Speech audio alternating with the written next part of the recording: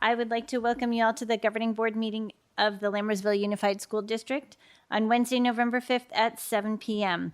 This meeting is being live streamed and recorded, so I ask that you kindly turn off or silence your cell phones at this time. Members of the public are welcome to speak to the board on items that are on the agenda or during public comments for items that are not on the agenda. If you wish to speak to the board, please fill out a blue comment card that you'll find in the back of the room. Tonight we do have some special guests with us from Altamont Elementary School. Principal Vogel is here with some of her students, and I would like to welcome them to the podium at this time to lead us in the Pledge of Allegiance. All rise for the flag salute. Salute, pledge. I pledge allegiance to the flag of the United States of America and to the republic for which it stands, one nation, under God, indivisible, with liberty and justice for all. You may now be seated.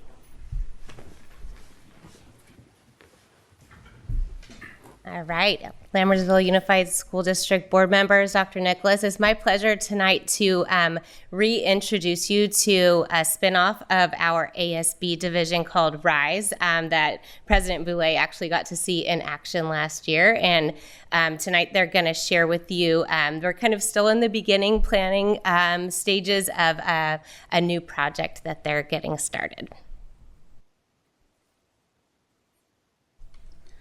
Last year, Altamont's ASB started a spin-off called RISE. The concept we're going to present is based on the mentorship program ran by Lucas. Thank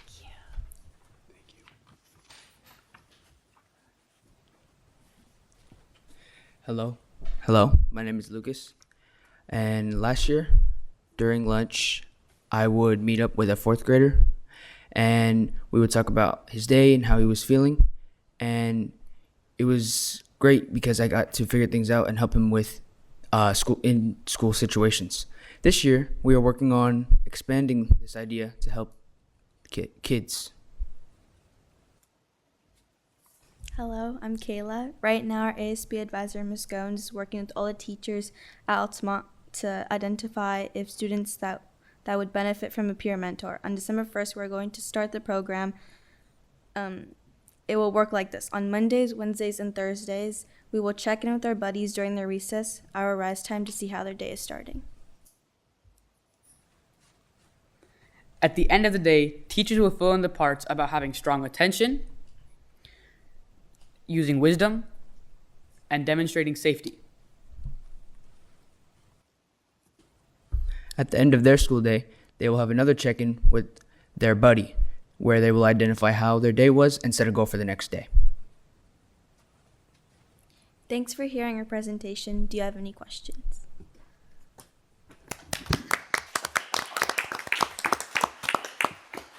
I don't have a question, but I want to compliment you all on this program. It's really a great collaboration between the older students and the younger students, and really a conscious effort to maintain good, strong mental health. So, and I love that it is primarily student-led. So congratulations, you guys. You're doing a great job. Thank you.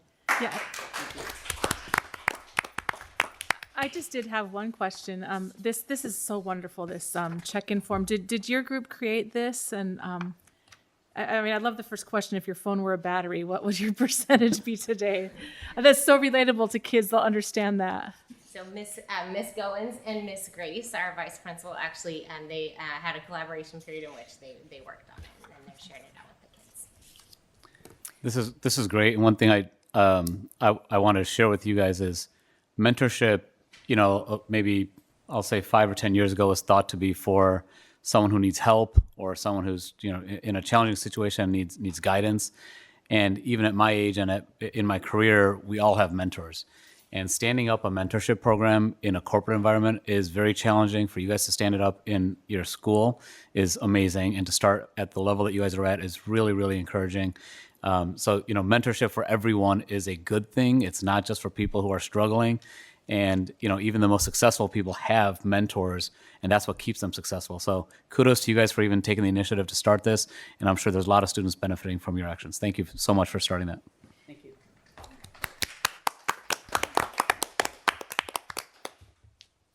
Thank you, guys. Thank you so much for being here. We really appreciate your spending part of your evening with us. You are welcome to stay for the remainder of the evening if you like. You're also welcome to go home and work on your own mental health and get ready for tomorrow. Thank you. Guys.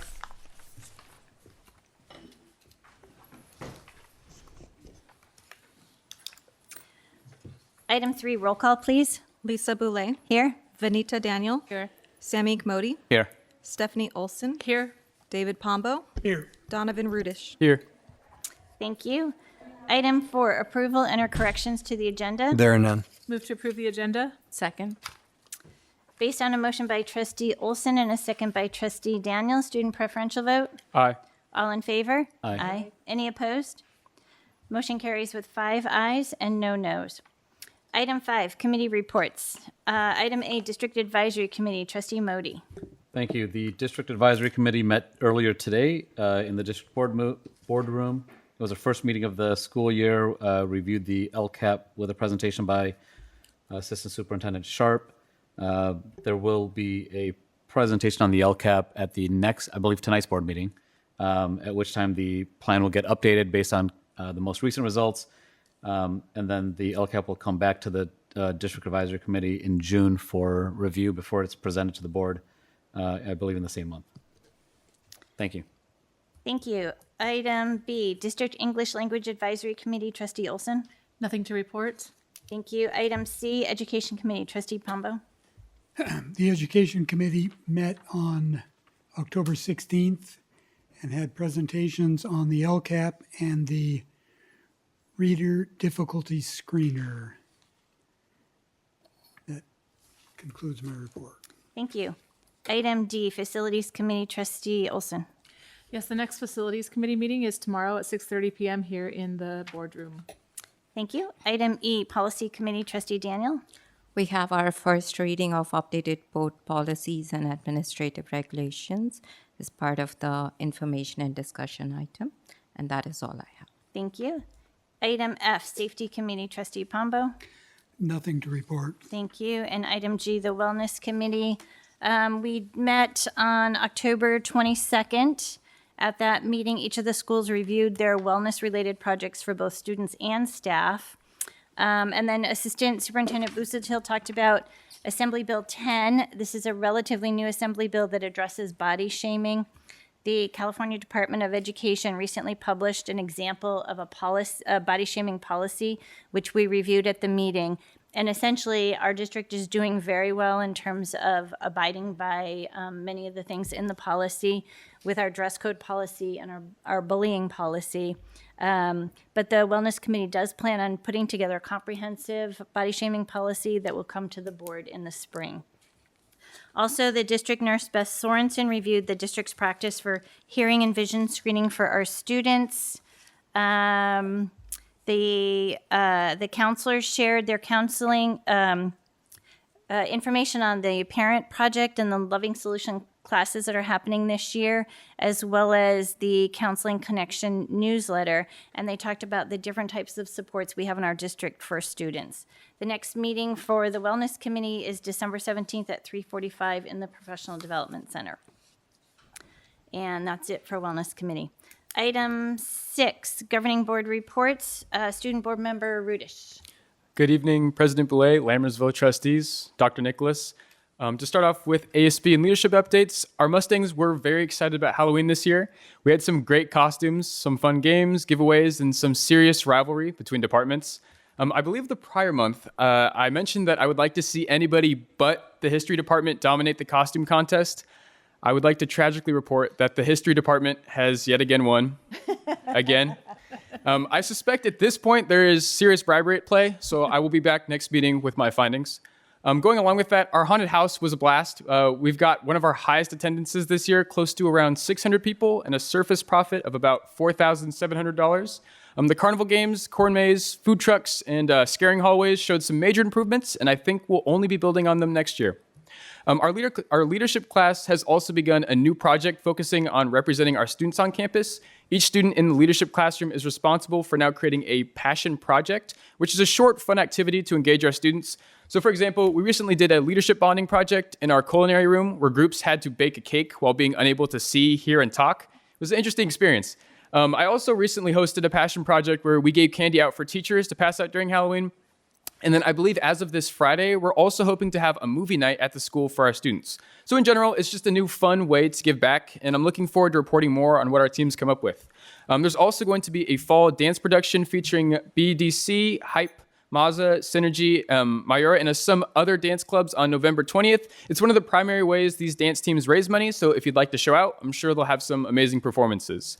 In regards to sports, we're also excited to see our upcoming Mustang athletes in their upcoming games. We have a tackle game against Tokay this Friday, some cross-country subsections November 8th and 15th, and then we also have a boys basketball Thanksgiving tournament November 22nd for our freshmen.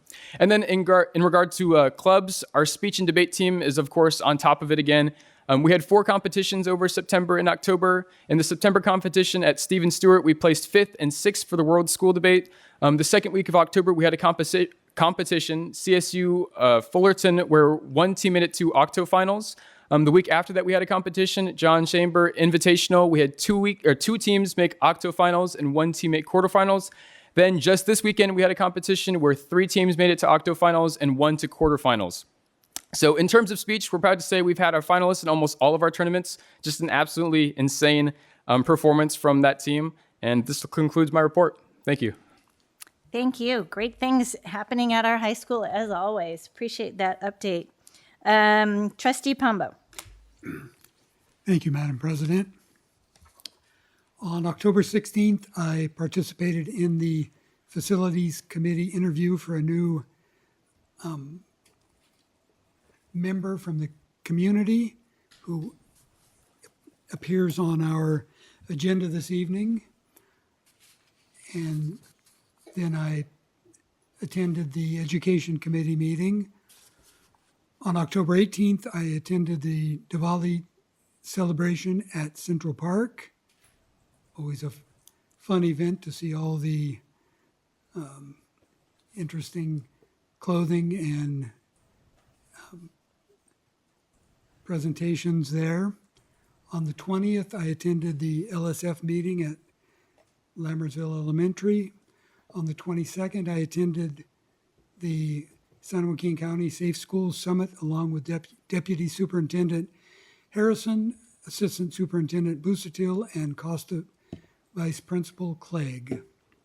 That evening, I attended the open house for Senator Jerry McNerney's new district office, along with President Boulay and Trustee Daniel. On the 25th, I attended the Wickland presentation of The Wizard of Oz, along with Trustee Olson.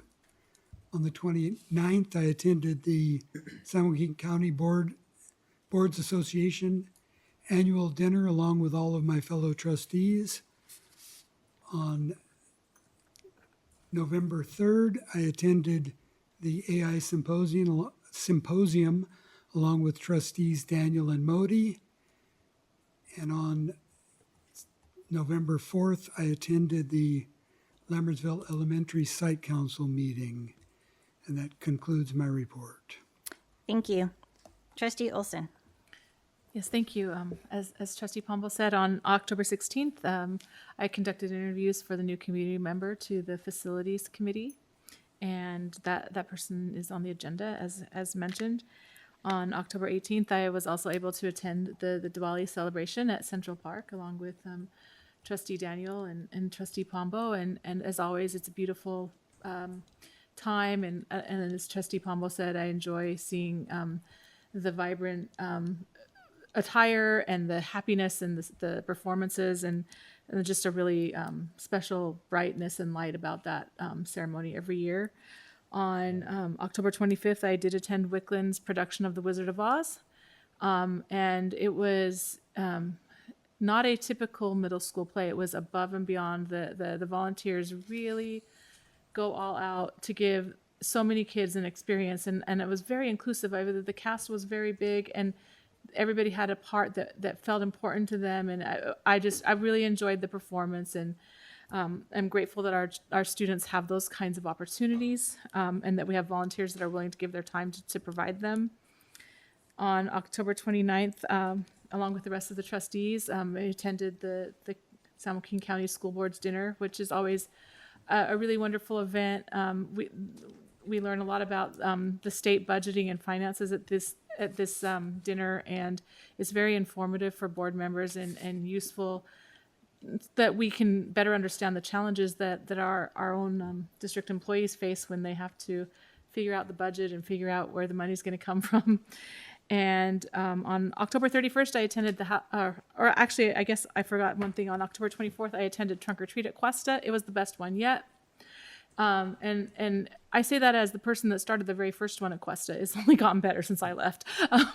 But in reality, it really was the best one yet. It was safe. They picked a different spot for the cars. There were so many students there, and it was just really wonderful to see people interacting. And I know that other sites had their own trunk or treats, and I wish I could clone myself to go to all of them because they all have a unique flavor. But the common denominator is that kids are out there having a great time interacting with their school community and creating bonds that go beyond just the academic things in class that are very important. And so I just love that event. And again, grateful to all the volunteers who make that possible. I hope all the schools made lots of money off of their fundraisers, because I know they do great things with the money. And then on October 31st, I got to watch the Halloween parade for the first time in several years again. And I really enjoyed that parade. And there's just something about a good blow up costume that always makes me smile. And so I appreciate the students who suffer in heat to wear those costumes and bring a smile to everyone's face. And then on November 3rd and 4th, I got to observe games and be a part of Mountain House history as the water polo team won their first ever playoff game in the section on Monday night, and it was a really, really great win over a team that I don't know if we've ever beat before. And to me, that was significant progress, and just to watch how this team has developed over the last several years. And then they got to go up to Davis and play a nationally ranked team, and I could just see that was just such a positive experience, and the pride that those girls have in making it that far in school history. So I just wanted to congratulate them again, and that concludes my report. Thank you. Trustee Modi. Thank you. This will cover a longer period of time since I missed the last board meeting, but October 1st and 2nd, I attended Master in Governance course, number 2, Policy and Judicial Review, along with Student Learning and Achievement. So that was a great experience for me as a first course, and I think I've reported before, I'm planning on completing all 5 courses throughout this year. Forgot the date, but I attended the 6th musical at Mountain House High School. Similar to what Trustee Olson mentioned about Wickland's, theatrical production, the talent just blew me away. And I kicked I attended largely because now I'm a board member and I wanted to support. And I kicked myself because I hadn't gone to any of the previous productions at the high school or at any of the schools. The singing, the dancing, the music, the production crew, everything was just really, really well done. And so I really enjoyed it. My wife enjoyed it. And so I'm really looking forward to the other productions throughout the year. On October 29th, along with my fellow trustees, attended the county's Office of Education Board dinner. One of the things I wanted to highlight is, I got to learn about the Discovery program that our county runs for northern counties in California. And there was a cadet there, Cadet Holcomb, and really talked about the transformation that she has gone through as I think her words, so I'm not denigrating her, but as a troubled teen or a troubled student, and just how she, really got her life out of, drugs and other substance abuse to really turn it around, and now is a straight A student. And to me, what I took away is, she's an incredible young woman and is going to do really, really great things in her life and for the community. But the power of education that it can provide for a student, right? We have a very high achieving community within Mountain House, but there are students within our community and in communities around us that have a lot of students who struggle with a lot of things like broken homes and substance abuse in the home, and not potentially knowing where their next meal is going to come from, and forces them to do things that a lot of us take for granted. And just to see that transformation and the change and the smile on her face as she looked back and said, that's not me anymore, and the successes that she has currently, really for me made it worth it for everyone in education. And I'm not talking about the board, because we do 1,000th of the work that everyone around us does, and so I just have such a profound appreciation for the work that the staff does, the teachers do day in and day out, working with our students. And you never know which student you're having such a larger impact on, and it was just for me really I don't know how to further describe it. So that meant a lot to me. For those that don't know, it's a partnership between the California National Guard and San Joaquin County's Office of Education. It's a free 22-week residential program in which teens ages 16 to 18, they can earn 65 high school credits to complete their diploma while developing life skills that helps them get back on track to a healthy and productive life. So encourage anyone to look into that just to learn more whether or not it's useful for themselves or not. October 30th, attended Hanson's Trunk or Treat. One of the things I like great about this event is they did toilet papering, Principal Baptista and Mr. Ann. So good sports for them. But it also showcased, I've gone the last several years, and it really showcased, for me, the evolution of the PTA organization there, right? Started off with just a few parents, not a lot of involved parents, and now that's growing.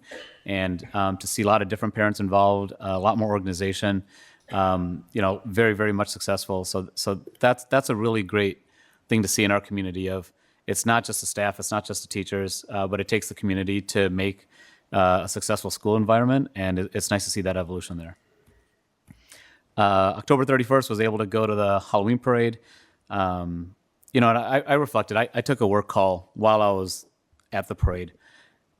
And as my kids came around, I'd say, hold on, and then, scream their names, and they'd go back around, and I'd get back on my work call. And a lot of parents were there, and just showing up with the amount of parents that showed up, I think is important. It's great to see that involvement.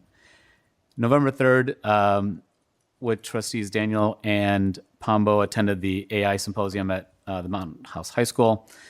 I'm going to apologize in advance. I took a lot of notes. I just want to share some of the learnings that I took away from them. So, he mentioned, white Lego bricks, right? The hallucinations, the things that AI serves up that you might think is right, but you still need to gut check yourself to know whether it's correct or not. Taught the staff and the teachers about prompting and making sure that you provide the context, specificity, structure to get good responses. Went a lot into how to use AI, right? Not just for substitution of tasks and task execution, but how to really leverage it as a partner. So I thought that was insightful. How not to be afraid of AI, credit it where it's used, be open about it. It's not about hiding and trying to fake it, till you make it with AI. The other thing, student trustee Donovan Ruddish mentioned the history department and Halloween, and I'm not a very creative person, but with ChatGPT, you can use it to drive your own creativity, right? You could fake your creativity because you could give it some ideas. Be like, hey, I want something like this. I don't want it to be history. I want it to be math related, or and it will come back with ideas, and it allows you to become and spark your own creativity when you don't have something to start with. So, it's really empowering people to think differently with it, which I think is great. Okay, here's what I thought is actually helpful for all of us, right? So AI could be intimidating, and I think even a lot of the discussion I think was geared towards the teaching staff and how to use it in their classrooms.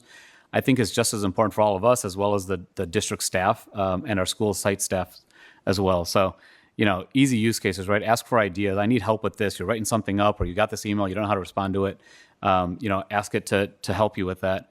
Use it to double check work, right? Super easy thing to do just in your personal kind of environment, not needing other people. This one I loved, engaging with students with current pop culture references, how to personalize things that you're doing so that it's more relevant for people that you're working with. Using it to provide feedback. And then, the other thing I took away was that this is a lot of these lessons are how we should work even without AI, right? I mean, these are the things that we should be just doing in every day. Okay, enough about AI. But sorry, the last thing.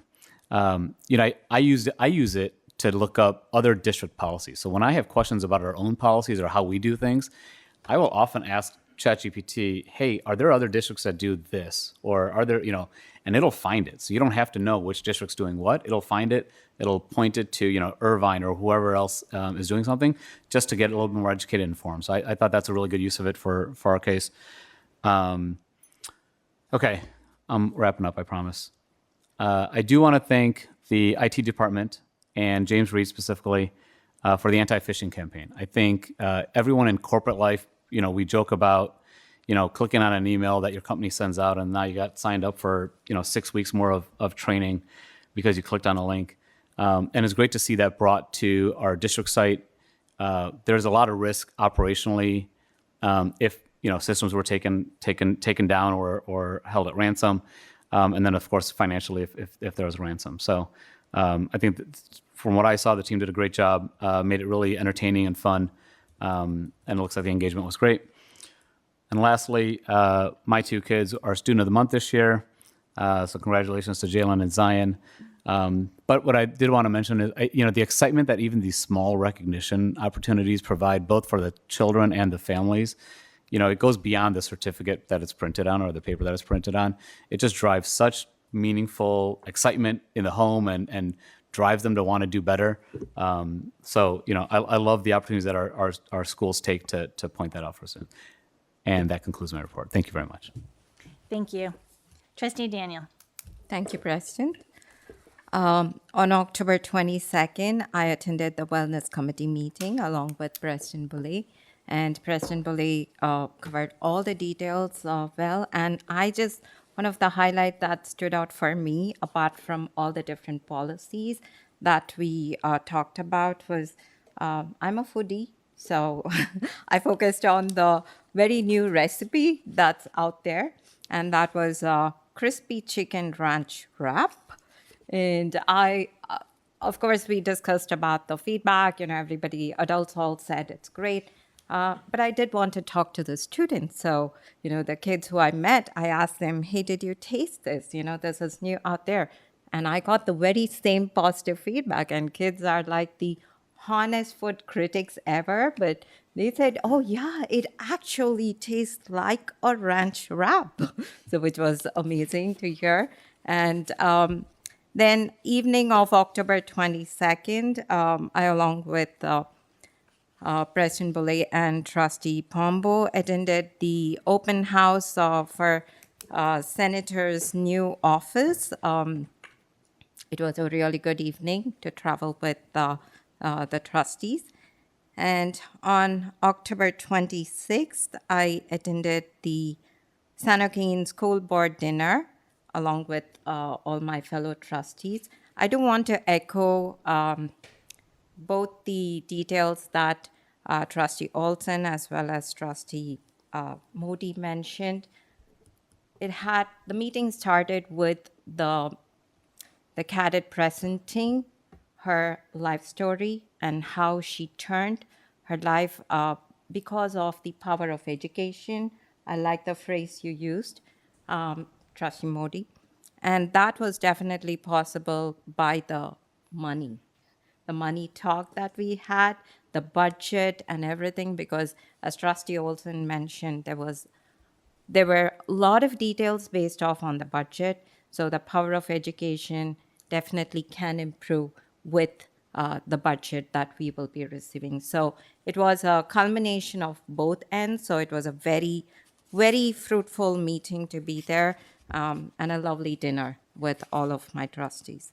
On October 31st, I had a policy review call with the Director of HR, Sarah Prius, and it was a very good call. Thank you so much for explaining and patiently taking all the questions and coming back with the responses. So I appreciate everyone who helped with the responses.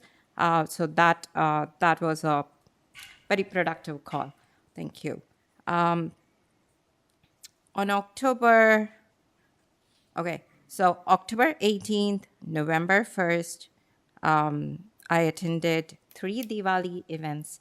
So one was the Diwali Mela with my fellow board members, and then there was a MHTC Diwali, and then there was a Tamil Diwali event. I do have to say that Diwali is such an awesome time for all of us to celebrate and be with family. And for me, Diwali is, even though we call it a Hindu festival, me being a Christian, I feel, or I believe it's an India festival because I grew up, I have fond memories going to my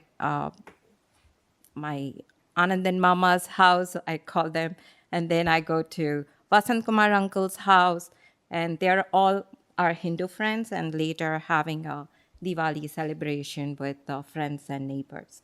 So just being there at 3 events, and of course dressing up in all the colors, and having a lot of food and sweets just made Diwali very, very special this year. And I just want to also share that I'm so happy that our Governor Newsom signed a bill, AB 268, and that law designates that Diwali has a state holiday for California, and it got signed just on September 11th. So I do want to mention again, this particular report is going to be a lot about food. So when I was at one of the Diwali party and I was, asked to talk on stage, there were, I was put on the spot about Indian food being served. Will there be more Indian food being served on the, our school menu? And I did talk about the chana masala because our director of food services has already introduced the Indian food chana masala. And I mentioned that we already have one out there, and we have, different other cultures' food also incorporated. At that point, there was one of our students, as I was talking on the stage, who raised her hand, and I gave the mic to her, and she said, "Oh, the chana masala is very tasty." So that was a great feedback, which I received on stage, and I thanked the kid for, again, kids are so honest when it comes to food. So we are doing great with our food services. So thank you to Director Bernie Hill and her team. So then on November 1st, I also, apart from these, Diwali events, I attended the block party at our community with Trustee Olson and President Boulay. So it was a different scene to be there with them, and we had some fun there. On November 3rd, I attended the AI symposium with other trustees. So my takeaway from that particular symposium was AI is all about data, and data gets collected, and data needs to be collected safely. And it is very important that school districts have subscribed AI. And he was, the presenter was talking about Gemini. There was also one particular thing he mentioned. Most of it was shared by Trustee Modi. One of the take back for me was about how AI has that one white spot on a black car. So it builds the black car, black Lego car, but there is a white spot which may not fit within the data that's provided.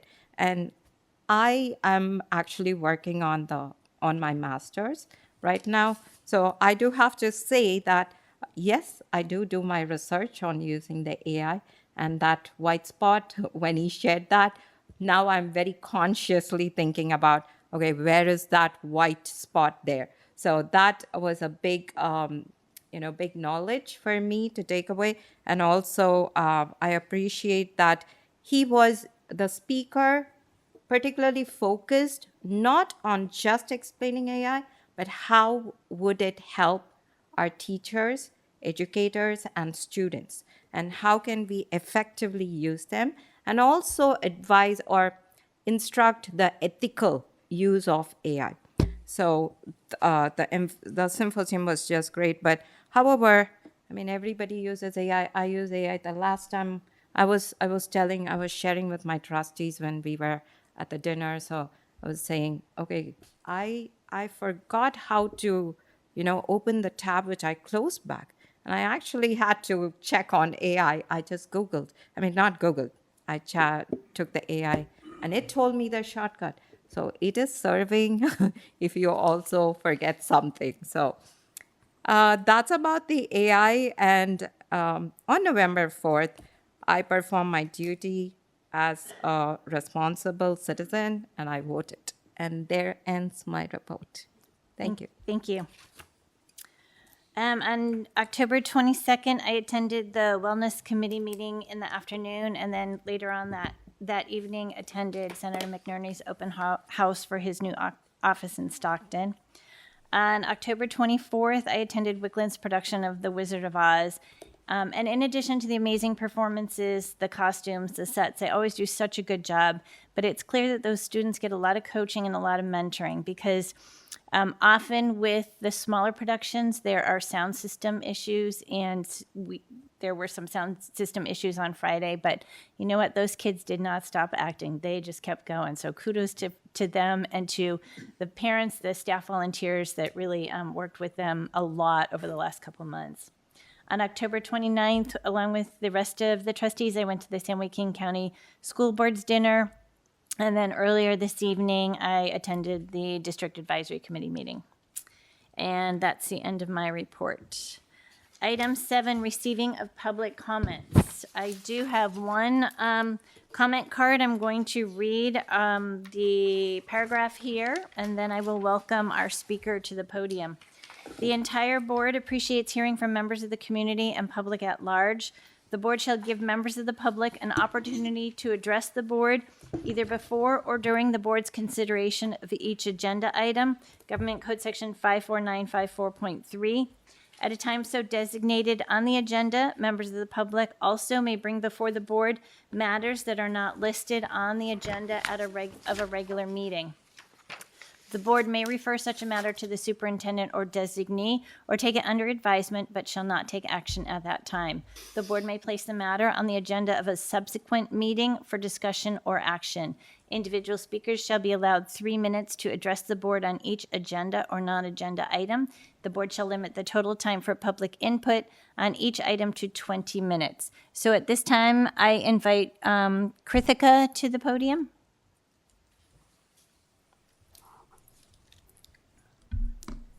Thank you for having us here. Good evening, all the board members. My name is Kritika. I'm here to request our high school theater to made available for rental for high school students.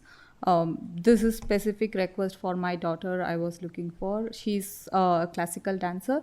In form of any Bharatanatyam, in the classical Indian dancer, we have a graduation as a remarkable piece of finishing their graduation in classical dance, which is one form of dances. This event not only celebrates the culture, it also adds value for how she is grooming as a dance teacher, and she's been already running a school called Emma Chart in Motion. She teaches kids already for all the hip hop and other classes, and she's been represented US championship, and she won first prize in US championship, and she represented world also. So I wanted to make sure our importance of dance is taken in the next level, and we are kind of running to other school districts and other places for rental the theaters to perform this. Instead of doing that, if we can able to rent I will come to tomorrow's facility meeting too, so see how I can able to present this request. So we are trying to see how can we get, and one of the complaint I heard is they are using it for the local events, and it's not for local events, it's for a high school kid who wants to use this thing, and we will help getting the other people like the volunteers who wants to support the lighting and other. We will pay all the things. So just wanted to submit the request. How can we get that help and support for that? Thank you. Can we have someone from district staff reach out and share the process for reservations? Yes, no problem. Thank you. And thank you, Stephanie. I will see you tomorrow in 6:30 and see is there anything I can able to help you guys on that. Thanks a lot. Thank you. Item 8, consent items for consideration. Actions proposed for consent are consistent with the approved practices of the district and are deemed routine in nature. Trustees receive board agenda background information in advance of scheduled meetings and are prepared to vote with knowledge of the consent items. Item A, governing board meeting minutes from the regular meeting on October 15th. Item B, contracts under $50,000. Item C, ratification of certificated and classified personnel actions. Item D, updated 2025-2026 fundraisers. Item E, ratification of 2025-2026 intra and interdistrict transfer requests. Item F, ratification of appointment of Facilities Committee community member Siri Balajapali. Item G, ratification of budget revisions and warrant list for September 2025. Item H, ratification of school-sponsored overnight trips. Item I, acceptance of donations. $51 from 7th grade student Suraj Niranjan towards Josie Andre's classroom at Lammersville Elementary School. Would any of the board members like to pull any of these items for discussion or special consideration? No, but I just have one brief comment. I don't know that I've ever noticed a donation from a student before, and that just really touched me to see that a student was giving money back to a classroom, and I just wanted to say thank you to that student. I have a comment on a separate item. I heard there were 25 applicants for the facility committee position, It was a substantial number, approximately 25, correct.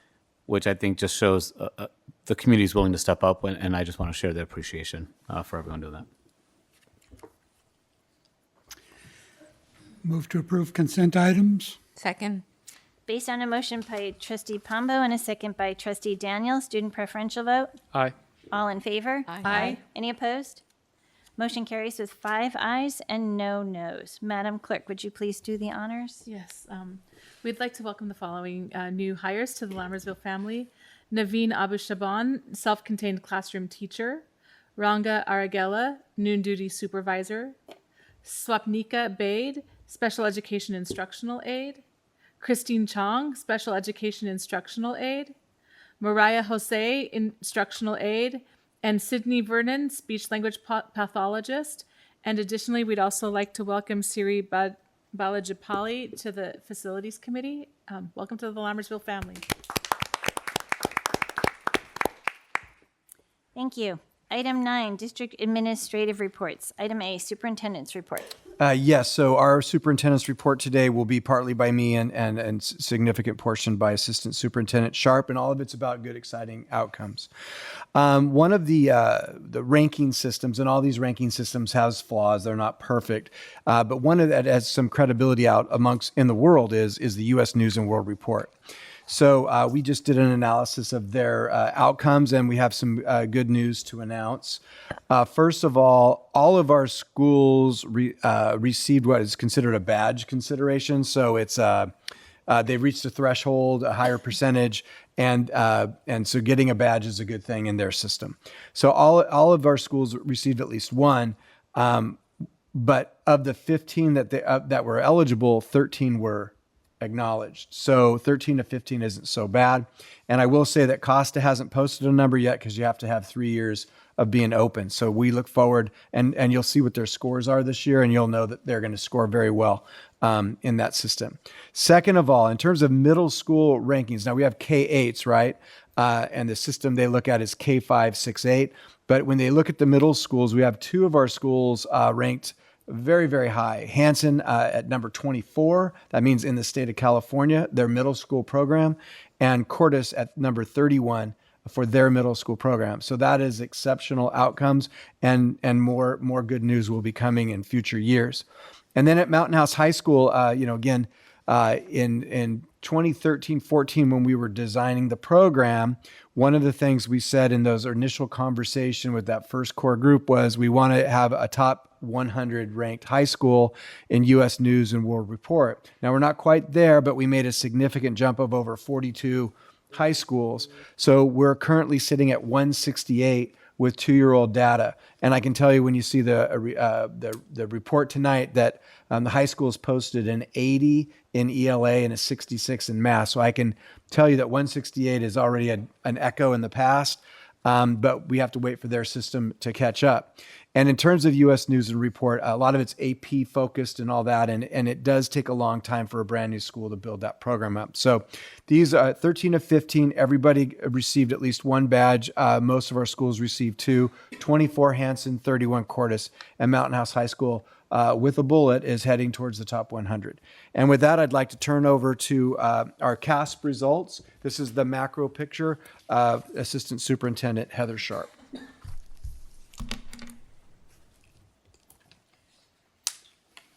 Good evening, President Boulay, board members, Dr. Nicholas. Thank you for having me this evening. Yes, as I spoke earlier at DAC, we do now have our 2025 CASP highlights.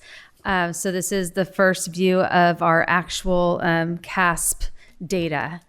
So before I get into the data, how we get here and how our scores and our students do so well in proficiency is really how tightly interwoven our 3 district goals are of our impact teams with the teacher collaboration, our intense focus on good first instruction, as well as supporting our students who are 20%, those students who don't quite have complete proficiency yet. So with that in mind, our overview for the LUSD CASP highlights, we are still the highest performing school district in San Joaquin County. We far exceed state and county averages. You will see student growth from standard not met and standard nearly met categories into those proficiency bands. And then we are now the highest performing school district in science when we are comparing ourselves to the neighboring East Bay districts. So this is the rudimentary view of the CASP, the CASP website itself. These are the actual, what it looks like on the CASP website. So on the far left, you have ELA, math in the middle, and science. And so it has this donut-looking graph. The blue is going to represent the advanced or above grade level band. The green is met standard, so at grade level. The yellow is will be just below it, standard not met, standard nearly met, and then the salmon, pink, orange, whatever you want to call that color is not standard not met. That is the lowest band of the 4 levels. So when looking at ELA over on the left-hand side, the 75.71% advanced or proficient, you see this small little band, that salmon. So you see it's at 9%. That is down. We have, as I mentioned in the slide previously, we move students from that band. What generally happens is they're not going to move to proficiency, and Dr. Nicholas spoke about this before. We don't necessarily get rewarded for that, but we want to move the students from that band to yellow in 1 year, and maybe the next year then they move into proficiency. So we did see that happen. In math, the 71.74% advanced and proficient, we also did move students from that band as well into either the standard nearly met or proficient. And then you can see over science, while science is lower at 65.95% advanced and proficient than our ELA and math, our band continues to be so small with those students who are struggling. Most of our students, if they're not proficient, they have it, they just don't have it yet. So that is an exciting celebration there. So then this slide, you're gonna see this is, please notice that here we have exact scores, right? 75.71%. These are averages on the next one. So it's been rounded up. So I just want you to keep that in mind. But this graph is showing you how we are comparing to overall state, overall county, and then our overall LUSD. The yellow is overall state proficiency in ELA on the left, math in the middle, science on the right. The gray is going to be overall county, so that's San Joaquin County. And then district is going to be in the blue here at 76%, 72, and 66. So we're celebrating our scores tonight in Lammersville, but I also want to celebrate that the state and county also both grew across the board. So the state and county also are showing gains, not necessarily at the same rate we are, but they are showing gains as well. So the first part we're going to look at is the year-to-year comparison, so 2024 to 2025 for the school sites. In this graph, we're going to talk about ELA first. On the left side is 2025. On the right side is 2024. We're starting with the district at the top, and then you can see the schools going down along the side. And I'll just give you a minute to look at those. But this is ELA.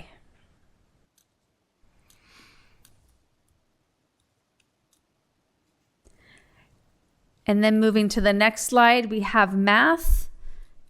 Again, 2025 on the left, 2024 on the right, with the district at the top. And here's where you can start to see some of those great scores. And then science.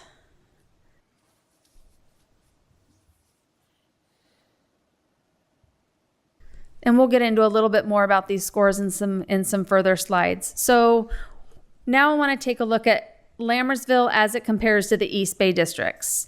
And as a reminder, as we get into this, the reason why we do look at East Bay is because our demographics are different than what generally is occurring in San Joaquin County. And it's important for us to look at not just are we the top proficiency level, but really, if we're looking at demographics more closely aligned with us, how are we performing? How can we do better to serve our students and what they need? So over in this slide, we have ELA. On the left-hand side again, 2025. On the right, 2024. I put some bars in on either side so we could kind of see a gauge of where we are scoring.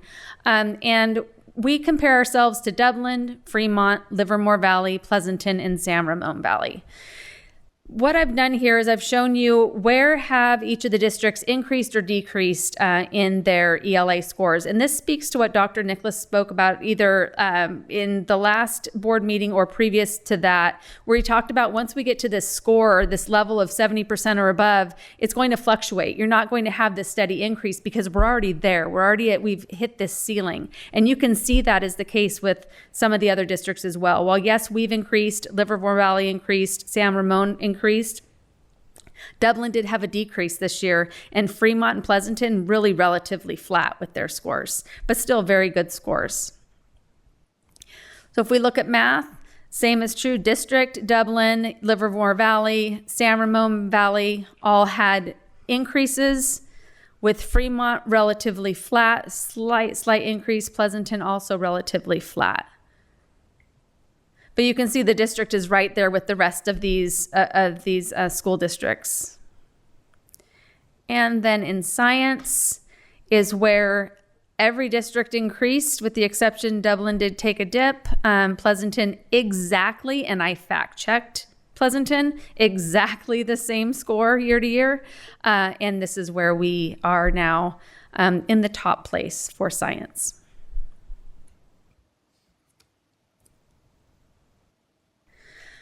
So looking at now, what I wanted to do is take a minute so we can see how is our ELA comparing to our math if we were to look side by side. So if we looked at the school district and then the school sites as they stand individually, you can see here Cordis and Hanson, as Dr. Nicholas spoke of before, they're over 80% in both ELA and math. Costa missed math by less than 1% to be 80% in both. So it's not that we are overperforming in one or the other. We are strong and we are steadily increasing in both. So this is really exciting to see.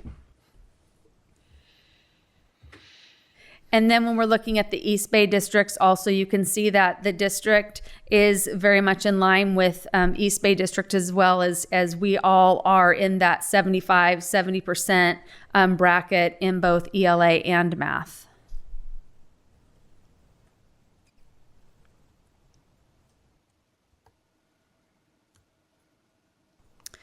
So then now this is the slide where I'm going to talk about now about the subgroups, right? And this is where when we talk about LCAP and our goals and the supports for our students, it's not just this overall score and saying how high and how well our district is doing as a whole, but it's also looking at the individual subgroups and how we can support them. So this is, I guess you can say, my signature slide. You're going to see this slide every year. The numbers are going to change, but I'm still going to walk through each of the components, starting from the left. So this is ELA. Far left, this is overall state. This includes all students, all subgroups. So 48.82% advanced and proficient in ELA. Then we have county overall, 40.57%. The next bar over is overall Lammersville at 75.71. I have my bar in here for you. And what I did with the bar is I matched it right at the county. Okay, so that's going to be my baseline I'm comparing to overall county now. So now let's look at our subgroups. So if I look at Black African American, they outperformed our county, nearly outperformed overall state, not quite. Our English learners at 23.96% are below overall state and county. I'll come back to that number in a moment. Our LTELs, 11.63%. And our Hispanic outperformed both overall county, overall state. Socioeconomically disadvantaged outperformed overall county, nearly equal to overall state. And then our students with disabilities at the 20.51%, but our white outperformed overall county, overall state. So coming back to ELs, we spoke and I shared, it was either in October or September, I explained the idea of reclassifying students out of an English learner category. So if a student shows proficiency in English, one of those criteria is proficiency on CAS. If they show proficiency, they're exited out. So they would not be counted as an English learner in the next CASP. I had the data team put those kids back in. So they were an English learner in 2024. They reclassified, didn't count in the 25. So if I put them back in, they've only been reclassified a year, and it increased our EL category by almost 10%. So just to explain, are we supporting our English learners? Yes, we're supporting them so much they're exiting out of English learner status, therefore they're not in the number. So I wanted to make sure you had a chance to see what that impact would be. We're doing what's right by our students. The data on this screen just might not show that. So looking at math, same. The state is on the left, 37.30% advanced and proficient. Overall county, 29.87%. Overall Lammersville, 71.74%. Here is our measure at overall county. So you can see our Black African American population outperformed both overall state, overall county. Our English learners outperformed outperformed county, did not outperform state, but I'll come back to that. LTELs at 9.52%. Hispanic outperformed both. Socioeconomically disadvantaged outperformed both state and county. Students with disabilities, 19.56. White outperformed both. Now, adding back in those students who are reclassified, now they would outperform both state and county at 37.41%. So science, again, state is 32.66%. County, 26.04% advanced and proficient. Lammersville, 65.95. And then you can see our subgroups that our Black African American are outperforming both state and county. English learners and LTELs are relatively, right around 16%. Our Hispanic and our socioeconomically disadvantaged both outperforming overall state and overall county. Students with disabilities at 14.28, and then white outperforming both overall state, overall county. I can't give you the EL comparison on this because it's a 5th, 8th, and 11th slide, so I can't give you that same comparison. So as an overview, LUSD again, CASP highlights, we are the highest performing school district in San Joaquin County, far exceeds state and county averages. I explained in that previous slide, student growth from standard not met and standard nearly met into our proficiency bands, and that we are the highest performing school district in science when compared to neighboring East Bay districts. Any questions? I don't have a question, but thank you so much for the presentation. Those are truly exciting numbers. And so kudos to our district staff for putting the presentation together, for all their hard work in terms of curriculum and making sure we have great first-time instruction, and to all of our teachers out there who really are doing a great job. So thank you. Yeah, since I don't have a question, I'll just piggyback off of that, Trustee Boulay. This is great news, great information, and what you did with the English learners, the data adding in the students that were exited out, I would be curious someday to learn if, because I know Director Manley gave a presentation on our students with disabilities and how we exit so many of them into gen ed and maybe out of special ed. So I wouldn't be surprised if that number would be also higher, and just shows that we're serving all of our students very well. So thank you so much for all the work everyone's doing.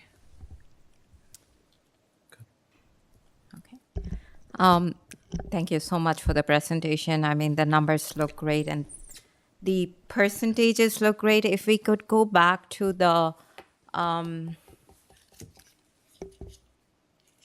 one where we had the subgroups, please. Which ELA, math, or science? We could do ELA. So I would like to understand the definition for LTEL, please. So they have been in a U.S. school for 6 years or longer. And they've been English learners for 6 years. So they would have, when they enrolled, there was a language other than English selected on their home language survey.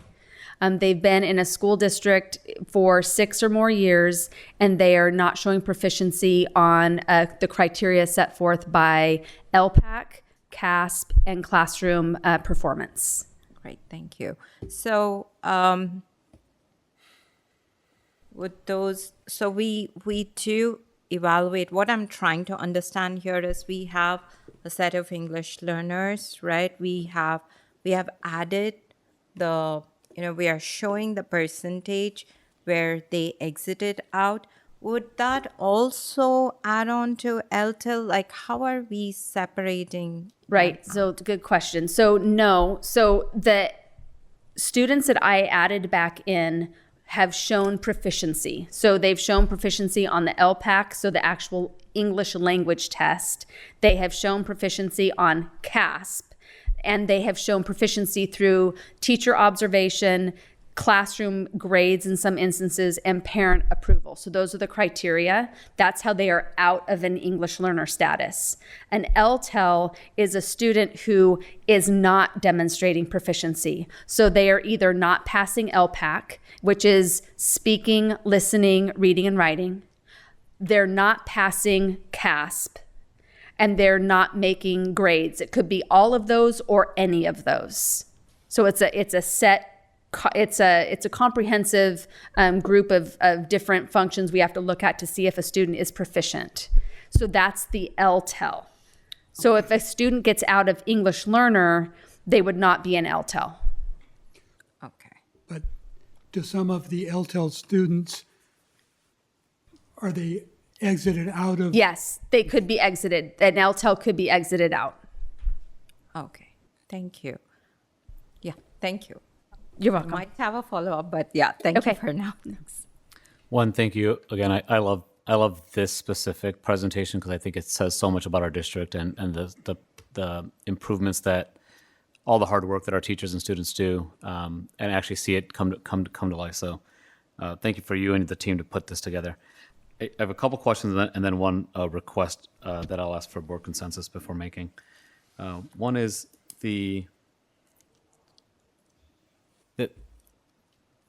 I understand what's being done for the EL students and adding them back in. What I'm curious about, and I'm not expecting you to have this answer, but maybe as a follow-up, is as we graduate students out, and I believe this might have been in Director Manley's presentation, is that number of students or a percentage of our students as a whole shrinking? So is that 23.96%, is the number of students that make up our English learners smaller year over year? And I think the answer was potentially yes, but it would be, I guess, curious. I'm trying to figure out how to interpret the data of, yes, they're not meeting the county line. It's also a moving scale, right? Because if we grow by 150 kids, by percentage who comes in, that's one change. And then the amount of kids that reclassified is a second characteristic. And then the third is how many we start with. So it's a sliding scale. And this number is not all of our ELs. So these are only going to be students who took CASP. Correct, in that grade level. Yeah, and you're right, because the enrollment numbers vary significantly between grade levels. So it's probably impossible to compare apples to apples. Is that accurate? It really is. And ELs are the best, but it's just still difficult. That's the whole piece about this that makes it so hard is Black, African American, Hispanic, socioeconomically disadvantaged, for the most part, Hispanic and Black, African American, those students will remain in those categories from the time they take CASP. But an English learner, the student could be an English learner for 2 CASP sessions and then no longer be an English learner. So that's the part that the apples to apples, it's not the same, which is why I wanted to explain to you how the number will change if I was to add some students back in who last year were considered an English learner, now are not considered an English learner. Okay. We monitor them over time, not as an English learner, but for 4 years as a reclassified student. We monitor them to make sure that their growth stays on track, but it's not going to be in that column. these percentages. Okay. All right. Thank you. English, I get that the subgroups potentially might, especially English learners might not understand the actual text. Is this offered in different languages for science and math, or is it only offered in English? Some districts who offer instruction in other languages offer testing in other languages, but we don't teach, so Spanish. Some districts have Spanish, Like Spanish but I don't know that the CASP is in Spanish. So that I would have to verify, but I know they do offer other language assessments in Spanish, but CASP I do not know. Okay. It's a assessment platform in English. And does CASP offer accommodations for English learners or special education students? Or They do. Okay. So there is accommodations and modifications we offer based on student needs. One of the main criterias with CASP is if a student is enrolled in a U.S. school less than a year, they don't take the ELA test. However, they're required to take the math test, even if they've only been here for 2 months. And if you haven't seen the CASP test before, there is a lot of reading that is done within a CASP test, even though it's math. Okay. But there are multiple tools that students can use to support them with some of the academic language within the test. Okay. And then the last question is, in a previous presentations, I remember seeing the subgroups against different districts. I didn't see that in here, and I'm wondering if a comment I made before in that presentation precipitated that, or what has that comparison been made of how our subgroups do against the, whether the East Bay districts and there's those subgroups? Right. So the idea behind this is really for us to look at our kids and how they're performing within our curriculum and our instructional day. It's difficult for us when we start to look at other districts to say the apples to apples and what their subgroups are comprised of compared to our subgroups. So when looking at this, we looked at, it's better for us to look at those districts as a whole than to start to break out how many kids and what those kids look like in each of the subgroups. So I intentionally did not include that this time. Got it. Okay. And as I usually do, I lied. If we can go back to a slide that had, I think it was science for the school. Okay. Our schools, and I love when PowerPoints have so many animations that it takes you 30 I minutes to go back. But this is, no, you want schools. our schools, yeah. Okay. So what I'm curious about is if you look at, let's say, Costa and Hansen for this one, do we have any, Costa jumped 6%, right, in science, and Hansen stayed about the same. And I thought I saw Cuesta jumped 8%.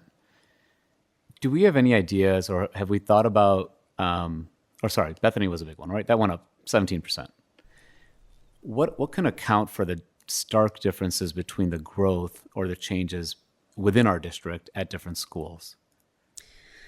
So there's a variety of factors. What I will say for science, the significant amount of our gains was in middle school. So the 8th grade science scores versus the 5th grade science scores, largely due to the new curriculum that we had at this middle school. So this would be year 3 that the students would have are going into for this new science curriculum.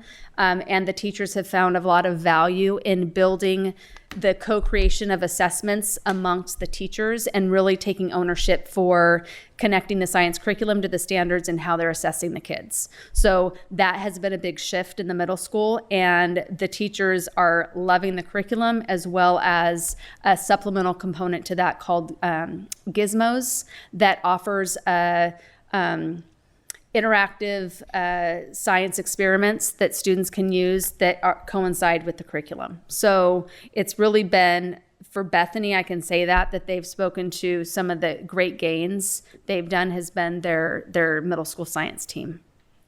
Are they doing something uniquely different, though, than Wickland, which last year was around the same percent? And no, and the difficult thing with science, we have to remember it's one grade level. So it's only 8th grade. So that when we start to talk about the science scores, I'm hesitant to say exactly what may have happened at a school site because it's only 5th and only 8th, where the other grade levels, I'm saying this is how their ELA increased or their math increased because it's 3rd through 8th. So you have all of these other, you can look at more of a students over time versus one specific group of kids for one grade. But I can say overall across the district, our 8th grade and our middle school scores that the teachers have said using that curriculum and the assessments that they've brought in has greatly supported their instruction and the student learning. Even though we're only looking at 8th, and we only look at 5th, but I can say that as a whole, the 8th grade teachers who teach 7th grade also are seeing that growth. okay, great. And then the one request I do have is these charts, at least for me, were a little bit hard to read every line and try to figure out up or down for each one. So I don't know if my request would be if we could just put them in vertical bar charts so that you could compare them more easily if it went up or down between the 2 years. But that I would ask for the board's assessment if they felt the same way. And that is it. But thank you very much. You're welcome. I just want to say that I've said this earlier too, but I'm just going to mention this again. I know 3 years back, sitting here, we looked at our science scores, and our science was, one of the weakest, where we needed to improve as our district. And today, when I see this, it looks amazing. So great job to the curriculum team, and thank you for explaining all that they are doing. Definitely the students are benefiting. So I would really appreciate the curriculum team and your team towards this. Yeah. Thank you. To get back to Trustee Modi's question about the variability between the different sites, and that I believe one of the possibilities for the discrepancy is just kind of the luck of the draw, because it's not the same kids. We're not comparing the same kids from one year to the next year. It's different grade levels. Mm-hmm. So one grade level at a school could be average better, more adept at whatever it is than another grade level. So one snapshot of 1 year to the next isn't really indicative of a trend, I would think. Definitely not for science, right? Because in the math or the ELA, you're going to have your 3rd, 4th, 5th, 6th, 7th, all of those are going to be in 2024. And then they're also going to be in 2025 with the 8th grade leaving. And then you have one new class coming in. 2024-25, none of the kids in 24 are in the 25 because they took it in 5th and 8th. And now 25 is going to have 2 totally new sets of kids. So that is why the science is difficult to look at the 24 to 25. So we put it up there to show it's more for us for information and teachers to have conversations over time. Like I talked about the middle school teachers of saying, we know our kids are coming more prepared when they come to 8th grade. So those are the conversations the data sparks for us as staff. But yes, science is the one that you can't really look at a 24 to 25 like that because they're 2 different sets of kids. Do we look at the kids? I'm sorry, you said this was what year of this new science curriculum? It was this is the 3rd year that we have it right now. Okay, so I don't know if we've looked at this, but have we looked at the 5th grade students 3 years ago or 4 years ago, I guess, and how they perform? Because they've then gone through the new science curriculum. And 5th grade has not. I'm sorry. The 8th graders that took it this year, they got the new science curriculum, but when they were in 5th grade, they would have gotten the old version, right? So it'd be interesting to see whether those, the eighth graders that took it today compared to the scores, 4 years ago? Yes. Again, I'm not asking for an answer right now, but I would be just personally curious as to whether or not that's a barometer of success for us. And I would assume that it's gone up. But Okay, any other questions or comments? Thank you very much. I appreciate all the work you did on this. You're welcome. Thank you. Thank you. Item B, district enrollment report. Oh, the total is 8,103.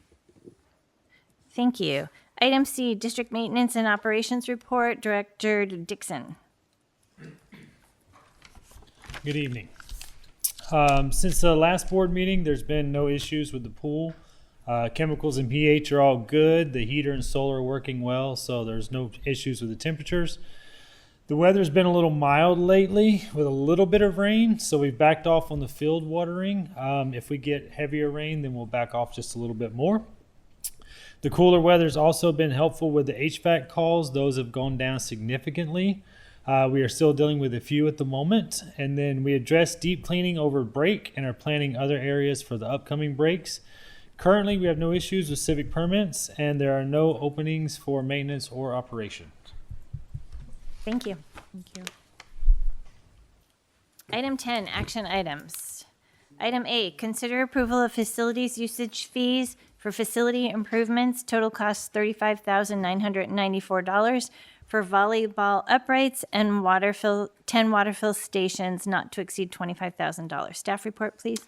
I know this has gone through our normal process with recommendation from the Facilities Committee. We recommend approval. Any questions or comments from the board? can I make one comment? Sorry. I know we had some discussion or community chatter around use of school facilities and so forth. This is an example of a win-win where we've got community members, and I know we've got a community member tonight that wants more use of our facilities. Right? That's a positive, and we're able to take those fees and help improve our facilities for our students. So 100% support this, but I just wanted to make that comment because I know some of the community's been concerned about it. I will move to approve the facilities usage fees for facility improvements, total cost $35,994 for volleyball uprights and water fill stations not to exceed $25,000. Second. Based on a motion by Trustee Olson and a second by Trustee Modi, student preferential vote? Aye. All in favor? Aye. Any opposed? Motion carries with 5 ayes and no noes. Item B, consider approval of CSBA Delegate Assembly nomination for Region 8A. Trustee David Pombo. Staff report, please. Yes, we are very fortunate to have Mr. Pombo represent not only our school district in our community and region, but also as a member and delegate for CSBA. Proud to have his name put forward, and we all benefit from him being in this role.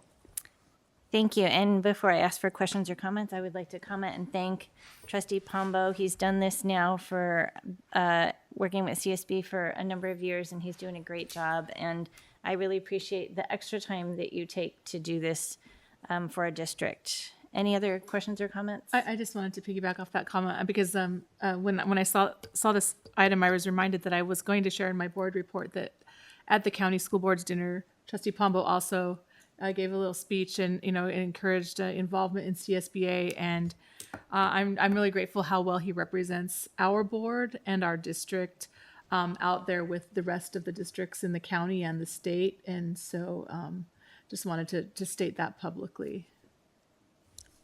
And at this time, I'll take a motion. In agreement with all of the words mentioned for our Trustee Pombo, I would like to move to approve CSBA Delegate Assembly nomination for Region 8A, David Pombo. Second. Based on a motion by Trustee Daniel and a second by Trustee Olson, student preferential vote? Aye. All in favor? Aye. Any opposed? Motion carries with 5 ayes and no noes. Item C, consider approval of Governing Board Resolution 25-26-06 for the San Joaquin County Office of Education Consortium Contract for Explosive Detection Canine Services. Staff report, please. Yes, this is part of a group of districts that all work together as a one group to, when needed, if needed, the canine services. We recommend approval. We did have a situation with a false concern that was a hoax around a bomb threat when we didn't have this service, and then we ended up having to wait for the sheriff's department's access to dogs, and then ended up having to wait for a dog to come in from Sacramento. It delayed the whole investigation. So based on that experience, we want to go back to the consortium model and have closer access in case, we hope that never happens again, but in case it does, we'll be better prepared or better supported. Thank you. Any questions or comments from the board? Move to approve Governing Board Resolution 25-26-06 for the SJCOE Consortium Contract for Explosives Detection Canine Services. Second? Based on a motion by trustee Pombo and a second by trustee Olson, student preferential vote. Aye. And this is a roll call vote, please. Lisa Boulay, Aye. Venita Daniel, Aye. Samik Modi, Aye. Stephanie Olson, Aye. David Pombo. Aye. Motion carries with 5 ayes and no nos. Item D, consider approval of contract with Moonshine Consultants Incorporated for board-certified behavioral analyst for the 25-26 school year. Total cost $111,720. Staff report, please. Yeah, this position replaces a resignation, and it will be one of 2 behavior analysts, and it will this individual will serve all sites. Any questions or comments from the board? Just a comment, that's an interesting name for the company. You beat me to it, trustee Pombo. I was going to make that exact same comment. So with that, I will move to approve of a contract with Moonshine Consultants Incorporated for a board-certified behavior analyst for the 2025-2026 school year. Total cost $111,720. Second. Based on a motion by trustee Olson and a second by trustee Pombo, student preferential vote. Aye. All in favor? Aye. Aye. Any opposed? Motion carries with 5 ayes and no nos.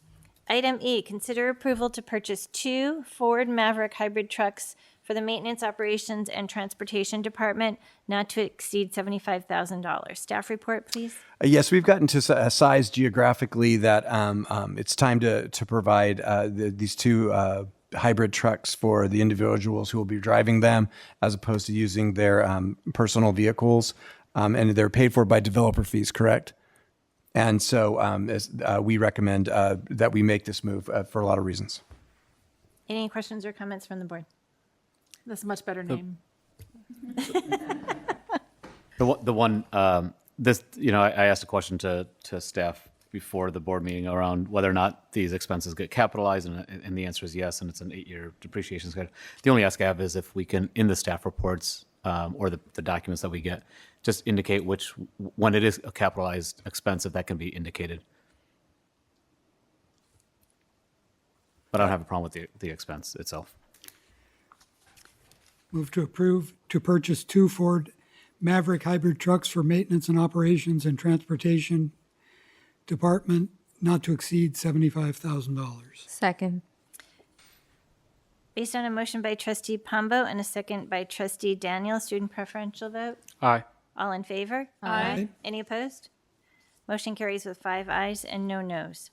Item F, consider approval of Governing Board Resolution 25-26-07, authorizing filing of applications for state allocation board-administered Career Technical Education Facilities Program for the Lammersville Unified School District on November 5th, 2025. Staff report, please.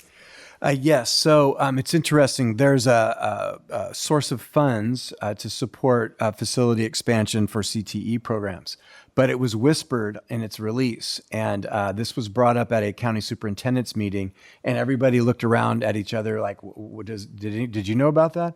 So we investigated this particular source of funds, And I'm proud to let the board know that we just finished a capital project, which is providing facilities at the high school.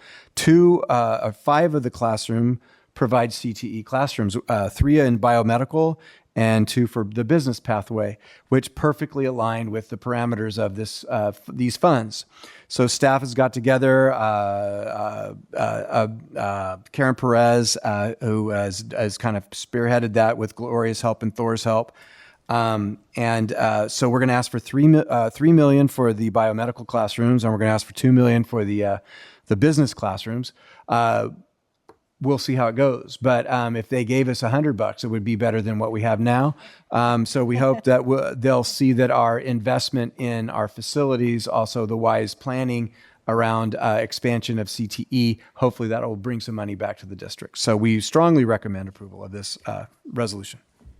Is there a $100 application fee? Probably. Any questions or comments from the board? Another example of staff finding ways to protect our community's tax dollars and find other ways to fund great things for our district. So thank you for the research and the diligence in doing so. I will move to approve of Governing Board Resolution number 25-26-07, authorizing filing of application for State Allocation Board administered Career Technical Education Facilities Program for the Lammersville Unified School District on November 5th, 2025. Second. Based on a motion by trustee Olson and a second by trustee Pombo, student preferential vote, please. Aye. This is a roll call vote, please. Lisa Boulay. Aye. Vanita Daniel. Aye. Samik Modi. Aye. Stephanie Olson. Aye. David Pombo. Aye. Thank you. Motion carries with 5 ayes and no nos. Item G, consider approval of Governing Board Resolution 25-26-08, a resolution supplementing Resolution number 19-20-13, as supplemented, authorizing the issuance and sale of special tax bonds for the purpose of financing authorized facilities and approving and authorizing related documents and actions, Lammersville Joint Unified School District Community Facilities District number 2019-1, Mountain House School Facilities. Staff report, please. So this is very important. We have queued up the finance team to sell bonds. The bonds will be applied to College Park. Instead of me giving a verbal summary, I thought I would read what the lawyer wrote, because that'll put into the public record a lawyer explanation of CFD bond transactions. So for the purpose of financing a new elementary school and other facilities and equipment serving neighborhoods A and B, the governing board previously established a community facilities district number 2019-1. The CFD is authorized in total to issue $75 million in bonds, and the district previously issued bonds for the CFD in 2020 and 2022. Additional bonds can be issued because of annexations into the CFD and ongoing development. Approximately 1,494 residential units are planned for the CFD. Only 627 units are currently owned by individual homeowners and active developers in the CFD, which include TriPoint, KB Homes, Shea, and Pulte. Staff recommends that the governing board adopt the proposed resolution for the following: to provide issuance of bonds not to exceed $40 million, to approve the sale of bonds with the support of Stiefel, which is our finance group, approve documents related to the bonds, and authorize staff to take all necessary actions. Proceeds of the bonds will be used to finance construction of the neighborhood AB school and repay Mountain House investors for providing shortfall funding for the school. The repayment of the shortfall includes approximately $14 million of the original principal of developer fees and more than $3 million of Marshall Swift Index applied interest. And just as a reminder, the bonds will have no fiscal impact on the school district. The bonds are payable only from special taxes levied in CFD 2019-1, and the transaction costs will be paid from those bonds proceeds. So just circling back, College Park has always been a mystery. Way too many players, way too much impact on the financial collapse of 2008 through 2012. Neighborhood A developed first. Neighborhood B is developing now. There was never one master developer. So we negotiated for 18 months or more with MHI, Mountain House Investors. They gave us a low interest loan called a developer fee of $14 million. Based on the mitigation agreement applied to that money, we had to pay it based on the Marshall-Swift Index. The Marshall-Swift Index is a construction index. Unfortunately, it was applied during the COVID spike in the construction market, and it went up 9 percentage point year 1, 12 year 2, 10 year 3. So the interest is larger than you would normally see following the Marshall-Swift Index. Unfortunately, that's just the way the nature of the market was. The second we get these bond funds, we're going to pay this money off. We are not paying MHI directly. We are going to pay formerly the CSD, now the city, who actually fronted the money for MHI as a matter of circumstance related to a bond the city sold around the same time. So all that to get to, I recommend approval. And bless the person who wrote the action item. Chris Lynch is the author of this event. Any questions or comments from the board? This saves us money. Is that accurate? This makes us money. So you have to, long-winded answer, but I'll give it this way. When there's not enough money to build a school and you have to build a school, the number one source of funds is a developer. And the developer provides those fees, which is a low interest loan.